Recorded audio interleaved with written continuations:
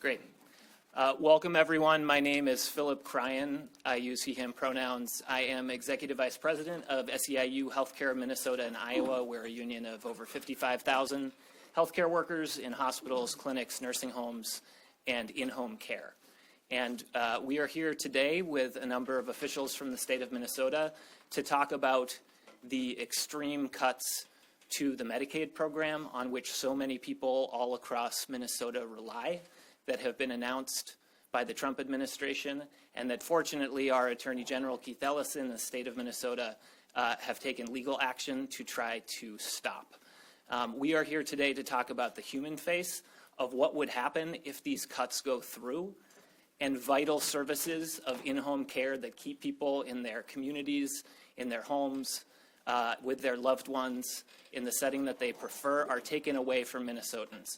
And from Minnesotans of every background, people from every part of the state of Minnesota, of every racial group in the state of Minnesota, of every political persuasion in the state of Minnesota, depend on Medicaid every day. So you're going to hear from home care workers and the people that they serve and their families about what's at stake if those services in the personal care assistant program and many other Medicaid programs are taken away from those Minnesotans. You're also going to hear from the state of Minnesota's Medicaid director, John Connolly, and there are other state officials who are here to answer questions at the end if you have any.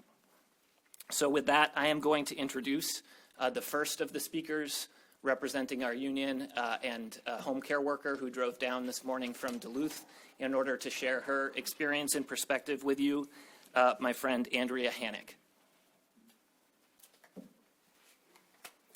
Hi there. My name is Andrea Hannick. I am a caregiver for two of my sons, and we live in Duluth, Minnesota. I serve as an executive board member for our union, SEIU Healthcare Minnesota and Iowa, and I also serve on the Northeast Minnesota Area Labor Council. I'm here today to call out the harm that could be caused and threatened by the Trump administration as they target vulnerable people across the nation. Last year, Republicans in Congress cut $1 trillion from Medicaid. Cuts which are already due to hit disabled people across the U.S. next year. Now we're watching the Trump administration turn its vengeful sights on Minnesota.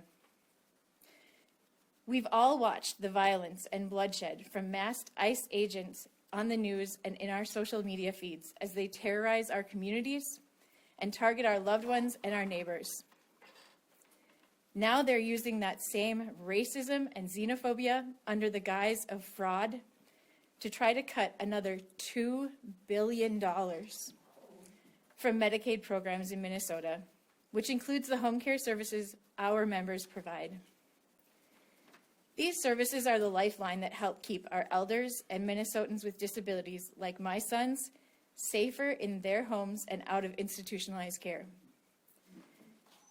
Just over a month ago, one of my sons returned home after a prolonged hospital stay. The time he was in the hospital was difficult and heartbreaking for my son, his family, and me as his mom, because we lost time with him in our home, doing everyday things and important things, and there's a connection that we have to rebuild now.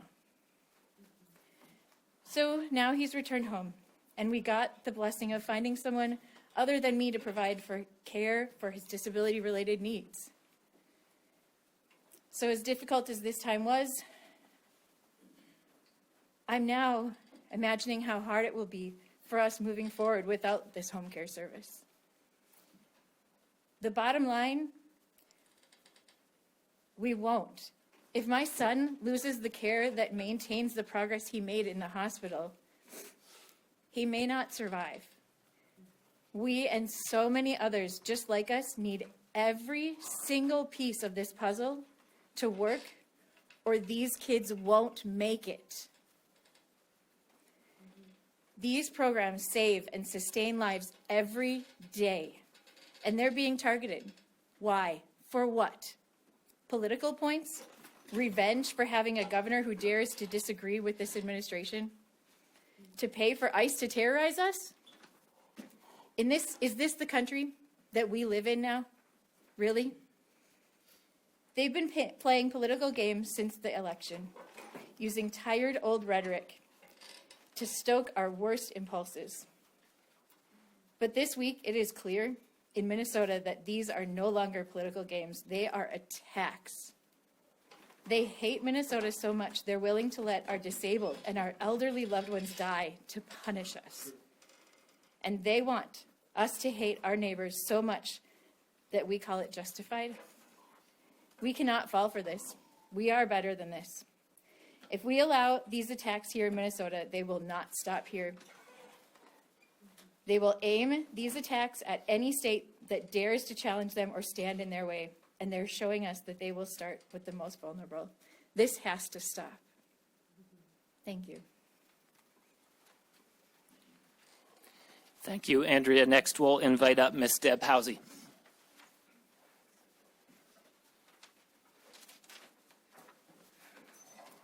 Thank you all for having us here. My name is Deb Housey, and I've been a home care worker, paid and unpaid, for over 40 years. During that time, I have cared for countless people so they can stay in their homes. I once cared for a woman who was over 101 years old, who was able to stay in her home because of me. I currently work with 3 different clients, one who has Parkinson's, one who's on continuous oxygen, and one who has MS. 2 of them are losing their housing because the rent is raising faster than their fixed incomes. People are barely hanging in there as before, like all this craziness that's going on. We made big strides here in Minnesota supporting this work, which is good for both workers and the people we care for. Governor Walz actually walked a day with me. He worked with me doing a walk a day a few years back to see the challenges of our work. And he has helped us raise raises for this work to make sure we have enough people to care for the seniors and people with disabilities. But cutting Medicaid is to punish our state will mean seniors and people with disabilities will die. This is what this has come to. People dying in the streets, people dying in their homes, people dying in their cars, people dying in the hospitals, having no place to go. This is what this means. Everyone will have one day need Medicare, whether for themselves or their loved ones. Who knows? We are divided. They want to divide us. They want to use us as scapegoats, certain people. But we also know that these cuts will hurt people of every color. People are going to be out in the streets just dying. So do they care? Do they care? Or do they only care about giving billionaires tax cuts and funding mass agents, killing our neighbors and tearing our communities and our families apart? Trump is trying to make an example out of Minnesota because we actually are trying to help people. Trump has already cut so much. How could they cut more? For what? What's his motive? What's his attacks on Minnesota? Why us first? Why us last? Why us at all? Do they care at all? People are getting hurt by these cuts. Trump, Dr. Oz, all of you, stop playing games. Stop playing cards. Stop shuffling people around. People are suffering. People are actually going to die, and people are dying. I'm 76 years old. I have problems. So in addition to being a caregiver, I am a part of my union's retiree council, where we fight to make sure seniors are taken care of. Do Donald Trump and his billionaire friends care at all about seniors and people with disabilities? Well, he's a senior himself.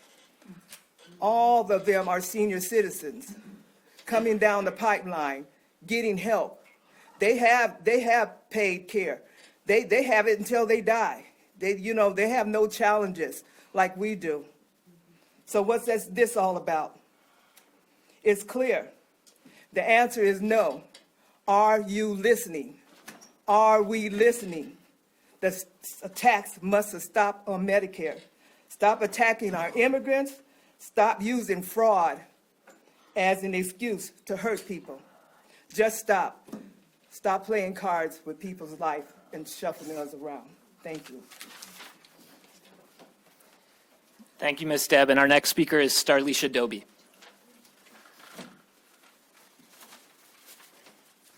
Thank you, Philip. This room is awfully quiet. Can I get an SE? I-U. S-E. I-U. Thank you. We're here. Hello, my name is Starlisha Doby. I'm here to speak about the impact that could be caused by withholding or deferring funds from Medicaid programs in Minnesota. Now, I understand the goal of the Center for Medicaid Services and our elected leaders is to prevent Medicaid fraud. I also recognize that some providers in Minnesota have abused the system, making transparency and accountability more important than ever. I also understand there are specific guidelines for determining who is eligible to receive Medicaid services. Now, however, what I cannot comprehend is the justification for withholding or delaying billions of dollars from low-income families, children, seniors, and people with disabilities. Withholding funds from Medicaid programs could cause a health care crisis affecting all Minnesotans and healthcare systems. Programs that help our children, the disabled, the elderly, this could cause premiums to rise. This could cause our providers, our healthcare providers, not to be able to provide adequate care for those who are especially in need. Why should everyday Americans pay the price and suffer due to the actions of those committing fraud? Minnesota has endured enough hardships and loss. Melissa and Mark Hortman murdered in 2025. Philando Castile killed in 2016. George Floyd, murdered in 2020. And now Renee Nicole Good, killed 2026. All lives lost by law enforcement and gun violence. Why are we not talking about police reform and gun violence in America? Why isn't the government casting a spotlight on that? Let's address incoming inequality, racism, and bigotry that our ancestors died and marched for, that we're still trying to overcome to this day. Let's talk about how rent income is too damn high and why buying a home is not an option for so many.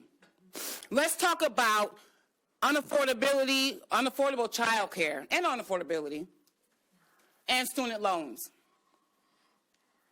Let's talk about misogyny and unequal pay in the workplace that still exist. Let's address all the issues that have long existed in America, all across America, not just in blue states, not just in the great state of Minnesota.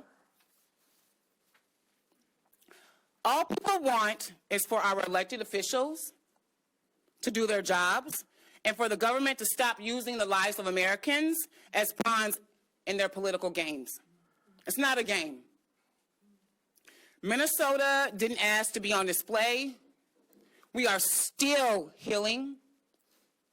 But I am so proud of my state for continuing to peacefully protest and stand up for what we believe in.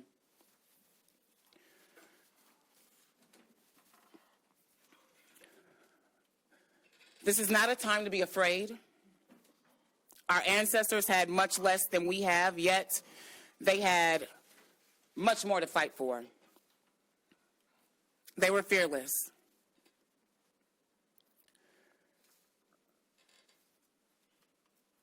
Continue to protest, Minnesota. Continue to stand up for what you believe in.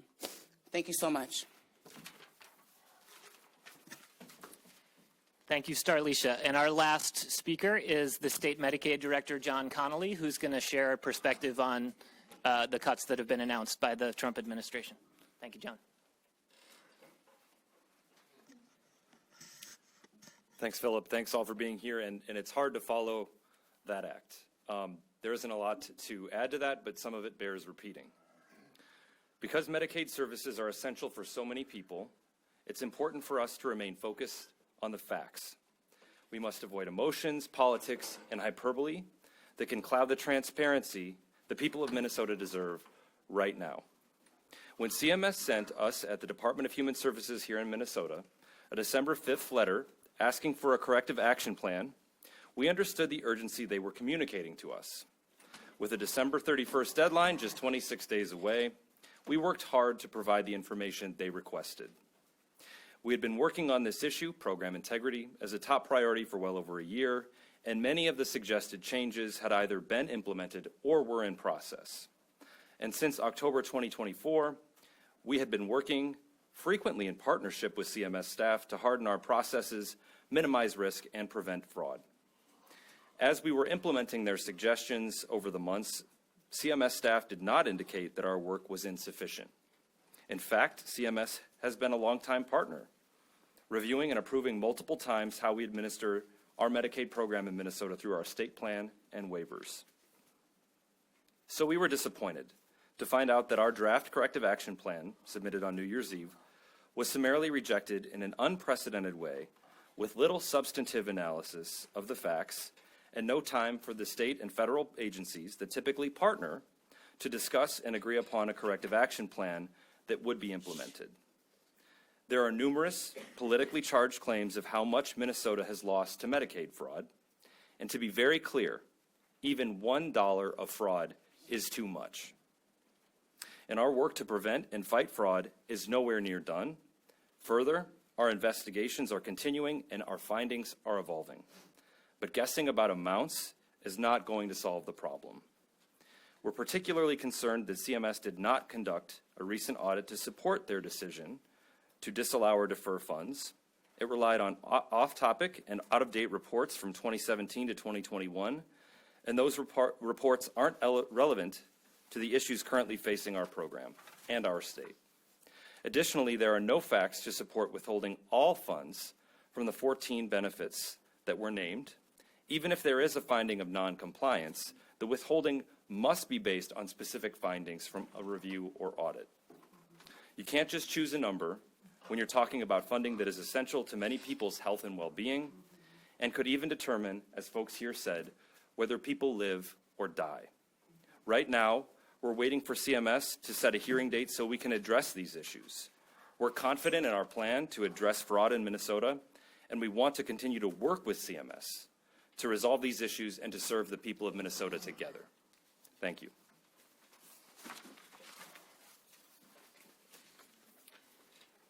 Thank you, John. And with that, we'll take questions, and I'll just note that the State Agriculture Secretary, Tom Peterson, and State Budget Director, Anna Mingy, are also here and available if you have questions for them. Have you had any further conversations with Dr. Oz or anybody today, or have you heard directly from him other than in that video message and other communications? We did have a meeting with Administrator Oz and senior administrators at CMS today here in Minnesota, yes. And did anything come of that?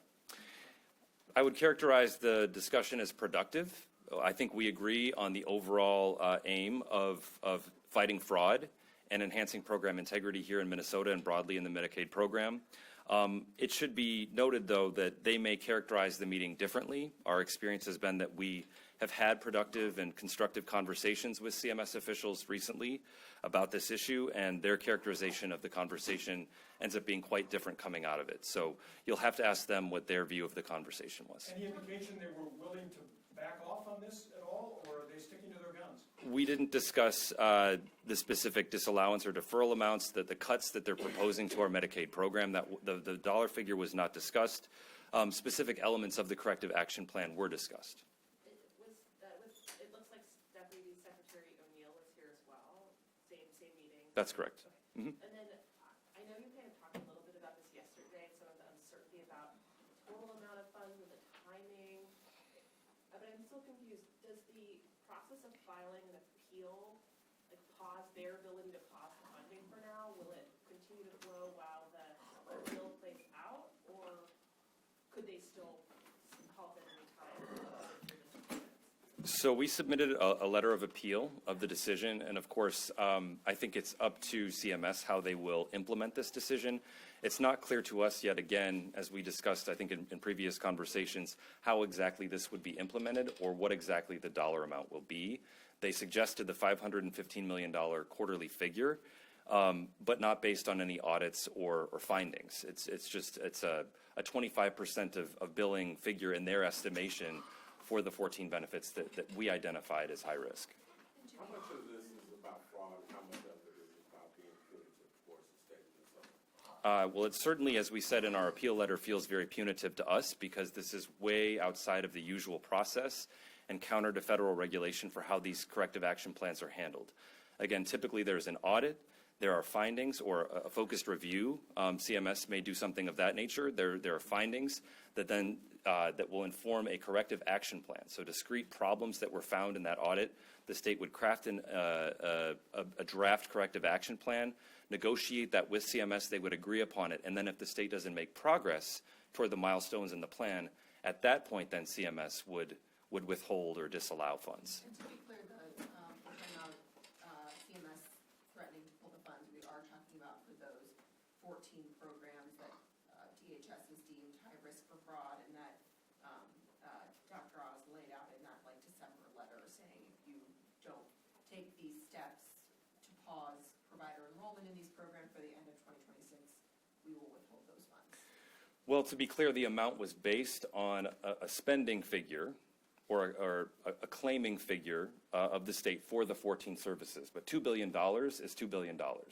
So $2 billion in federal matching funds comes back to the state, and that's a massive portion of both the state budget and the state Medicaid program spending. So either way, it will have a broad effect on what we're able to deliver in terms of Medicaid services, but also the broader state budget. So we're talking about two different things here than what they suggested in this letter in December about saying pause all provider enrollment for those 14 programs, or we will, without giving over, withhold federal funds. You're saying this is something else that they're threatening?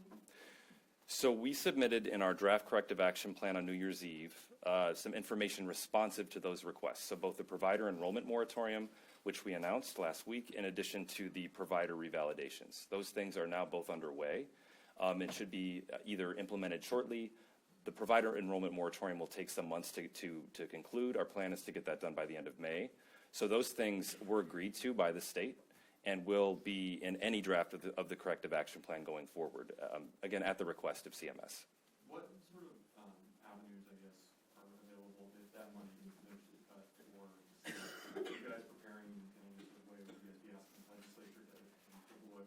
Is it even possible to offset that? No, I think the short answer is no. $2 billion in a federal cut to the state budget and the Medicaid program is something the state just can't absorb. And the governor does not have authority to just tap the rainy day fund as has been suggested. So that's not an automatic option. Again, the governor doesn't have that authority. So we don't have good options, and I think we'd have to see how CMS implements a cut to the federal funding and to Medicaid, and the impact it would have to the state budget, and difficult decisions would have to be made. Is there a reason you didn't discuss the specific amounts with Dr. Oz? It wasn't really on the agenda today. I think the focus was foremost the corrective action plan, and we have an appeal that's live with CMS, so that's really the forum where the administrative appeal process is where we'll cover that. Has there been any assessment of which programs are going to be hardest hit by these cuts, or is that kind of an ongoing process? Well, again, it's hard to say. I mean, $2 billion is going to have a broad, blunt impact across the program into the state budget. But again, there will have to be difficult decisions about how the state would absorb that should it come to pass.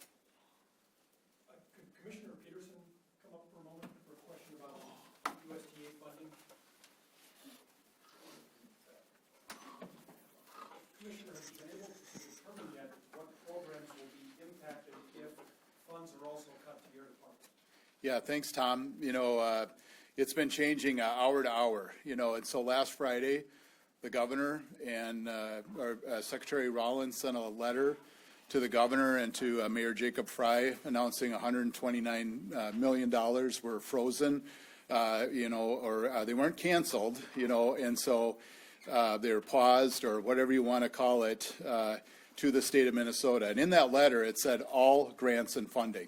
And I think that's where a lot of the confusion has been for farmers, for the department, for all of our agencies. You think the USDA, but it's not just the Department of Agriculture that gets USDA funds. It's Children and Family Services, it's DNR, it's Bowser, it's the Board of Animal Health. And so we've been working with our congressional delegation to identify, what that means, what's impacted. Is that everything? Is that, because that's, about 10% of our budget or a little bit more is federal funds.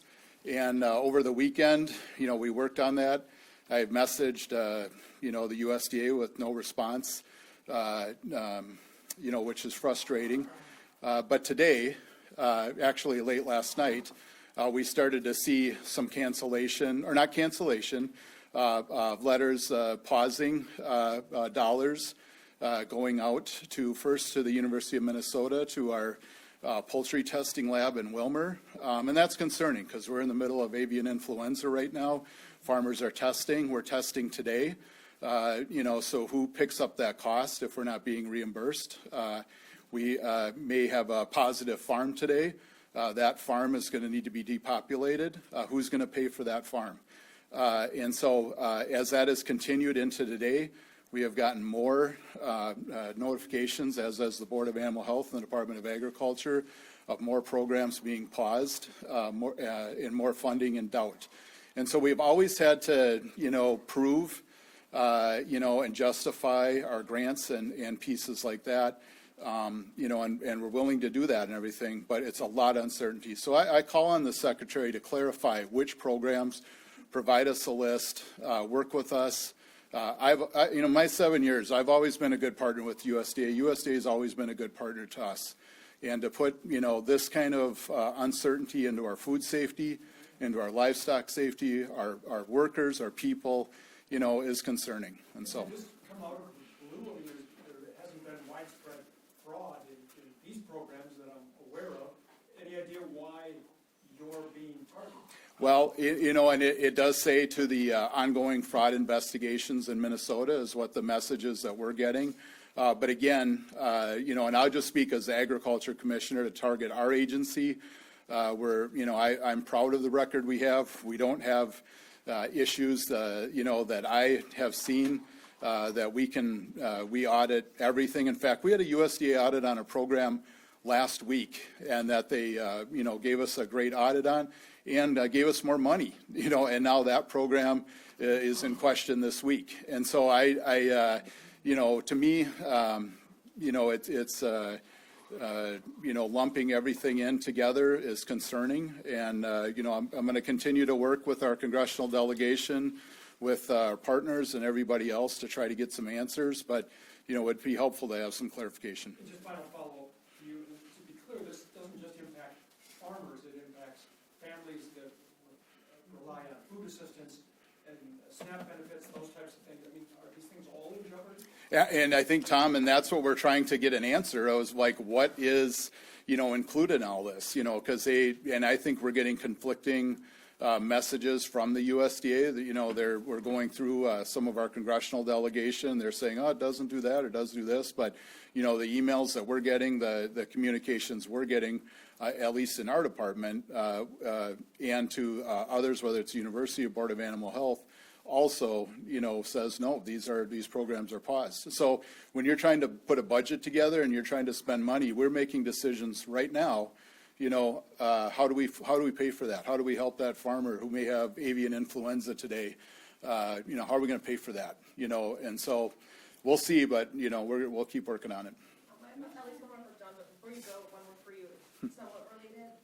Obviously, the stated reason for the immigration crackdown is also fraud, and I'm wondering if you can speak to what you're hearing from farmers and the food processing industry in Minnesota about workers, about how are people showing up, are there fears about not having enough people to do checks and things like that, to depopulate farms, that sort of thing? Like, what are you doing about that? Yeah, Tori, it's a huge concern right now, and when I talk to farmers, they may have one employee, they may have many employees, whether you're a processor that is, and let's face it, a lot of our processing relies on immigrant labor and has for many years. And those folks, whether they're here on a visa or they're citizens, and they'll say, oh, we're not going into the plants or anything. But, I talked to, a farmer yesterday, and his employees stopped at the gas station, to get gas, and we're lucky to get out of there just as ICE was pulling in. But that concern that they had that they can't even send their employees, don't feel comfortable going into town. We've heard that ICE is parked outside of farms, and, just that presence of being there, is concerning. And so we have farmers calling us, asking what are our rights? We have our businesses calling, say, what are our rights when ICE shows up at our door? And so that's what we'll continue to refer them, whether it's to the Attorney General or to other folks that can help them with that. But there is concern out there. And one more thing I'd say on that is that I hear, farmers are, they don't want to talk, they'll tell me, but they're concerned about retaliation. They're concerned about their payments being withheld. But they do care about this, but there's also that part too. So I hope that calmer heads prevail, and we can move forward with this, because it's a deeply concerning time. Can I ask Director Media a question? Any of our folks have to go, it's 2 o'clock, so I think we're leaving this going for questions, but if anybody has to run. Within the last 24 hours, President put out a social media post saying he will be stopping all federal payments to states that have sanctuary cities, so-called sanctuary cities. Any reaction to that scope that might have? Do you have any details on what that might look like? Any info at all? So good afternoon, everyone. I'm Anna Mingy, State Budget Director with Minnesota Management and Budget. We're certainly tracking the communication coming from President Trump over social media about his intention to withhold federal funds from sanctuary cities and states containing sanctuary cities. It is a very, very premature, and we have not received official communication. But I would just say, one of every $3 that the state of Minnesota spends is a federal dollar. Federal funds are incredibly important to the services that we deliver to people. I mean, you heard a lot today about Medicaid and the importance of federal dollars to support health care and long-term care services for folks. It's also important in our education system. Things like special education has significant federal funding. School meals programs rely significantly on federal funding. We talked briefly about nutrition programs, things like SNAP. It's vital for state public health activities. Housing, transportation, the importance of federal funds can't be understated to the work that we're doing here in Minnesota and for Minnesotans. And so every dollar of federal funds that we lose represents a loss of services to Minnesotans, whether that's because the state needs to fill in the gap and cut somewhere else to do so, or because it's a funding source that we just no longer have. And that's the sort of the decision tree that we'll have to work through, although I anticipate that this is something we hope will stop before it gets started.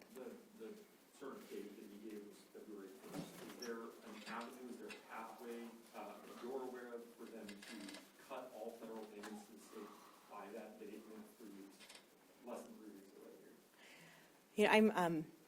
I'm not sure what pathway they would do that. It would certainly be unprecedented. The closest thing we saw would be what happened last January with the funding freeze, which was stopped really quickly.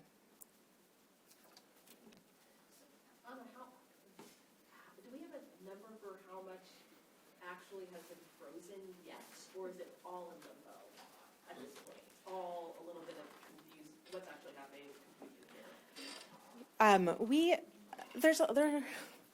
As you know, there are a lot of moving pieces right now.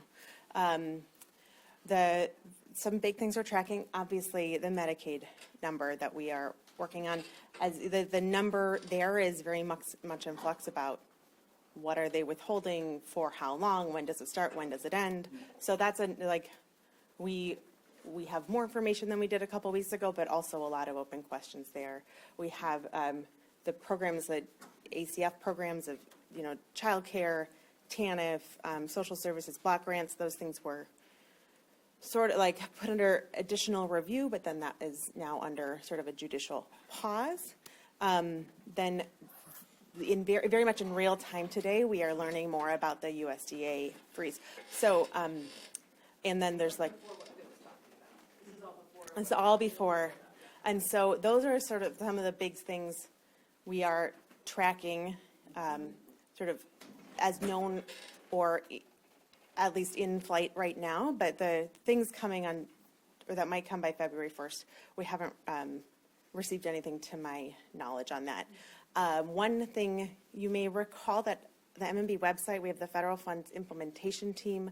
We try to publish as much, as comprehensive as possible, the tracker of funding disruptions. We are working on updating that, just understanding that there's always a little bit of a lag, but that's a place where I'd encourage you to look as we sort of continue to move forward. Can you speak at all to Minnesota being a donor state, and that the governor has said before that the feds would then essentially be stealing our money?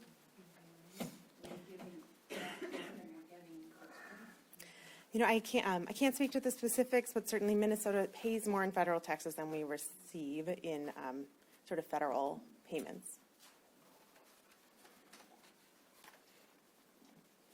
I have a question for John. John called from yesterday, actually, sorry for this, the Zoom was not working. So, on the state has obviously also caused, caused their review, delay temporarily some of the funding. I think you said yesterday that after 2 weeks, that funding was going out the door after the Optum review, most of it. But I'm wondering if you know at this time what percentage or how many of the claims reviewed by Optum had further red flags, had issues, caused further, longer, problematic, what percentage from that audit? What was the results of it, essentially? Sure. So this is going to be a technical answer, but I'm going to do my best. So essentially, we had the first 2-week cycle of billing, subject to the new enhanced prepayment review process. And of the findings from that audit, very few claims, literally a dozen or 20 claims, were rejected as a result of analysis done. So Optum flagged claims, and then our staff went through, our policy and program staff went through and reviewed those claims, depending on their expertise in the service line, and determined whether or not there was an enduring concern with the claim. And very few were ultimately rejected after that review. I should note, we're starting with a smaller number of analyses that Optum is running to get the process started. So there will be more analyses run against the claims as the weeks go by, or the different cycles of billing go by here. So there will likely be more claims flagged because of the additional tests or analyses applied to them. So I don't want to, set, false expectations that we're only going to have, 20 claims flagged each time. We will likely have more, given the more tests that will apply to the claims as we go forward. This was just kind of a beta run here to get going and to start the process. And claims submitted and that were approved and not denied up to December 23rd in that first warrant cycle, the first claim cycle here, that 2-week cycle, that was subject to the prepayment review process. Those were released for payment yesterday. And for those people that got the approval in the first round of spot checks, essentially, their payments will now continue uninterrupted.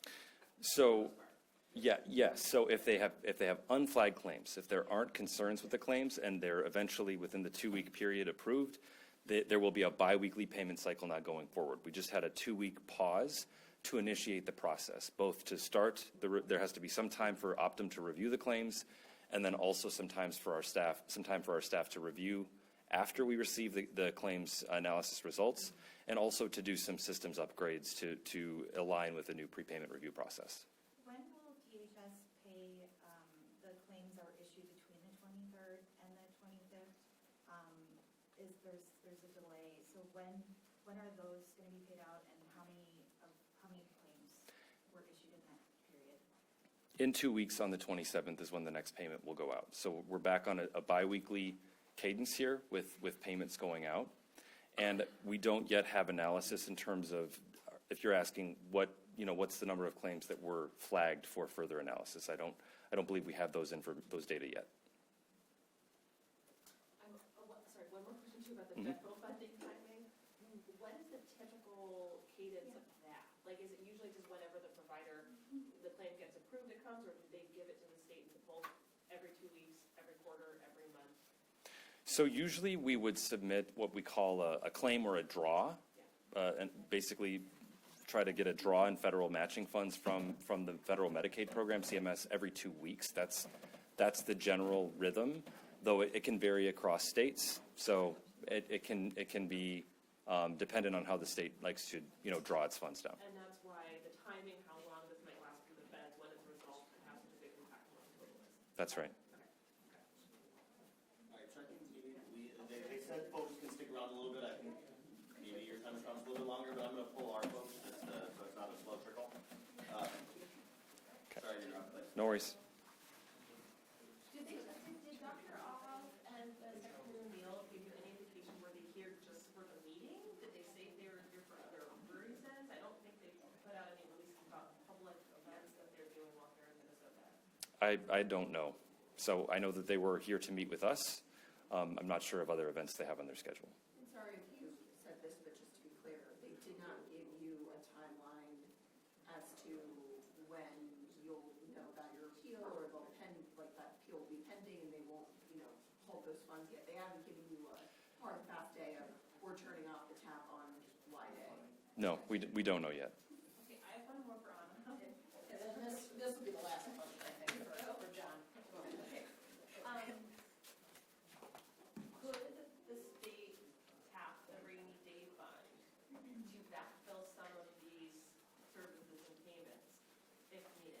And remind me if the governor could do that, or if you need the legislature to do that February 13th or so, whatever. So we have we have about $3.4 billion in the general fund budget reserve. The budget reserve statute is really clear that the reserve is to be used for unexpected downturns in the economy and for unanticipated reductions in general fund receipts. Note, federal dollars are not general fund receipts. So if it would take an act of the legislature in order to tap into the budget reserve. Okay,